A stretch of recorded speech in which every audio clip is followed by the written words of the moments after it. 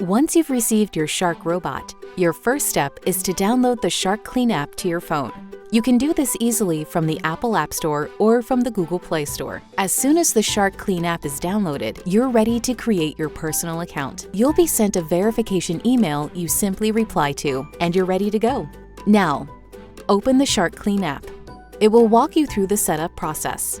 Some things you can do during setup include: verify the exact Shark robot you purchased, select the best placement for your robot's dock, ensure your robot is powered up properly, and connect to your home's Wi-Fi. Next, you're ready to connect your Shark robot to the app on your phone. Simply press and hold both the Clean and Dock buttons at the same time.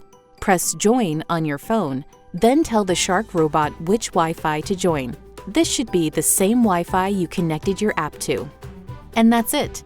Now you can complete the Explore run, set cleaning schedules, and control your Shark robot right from your phone.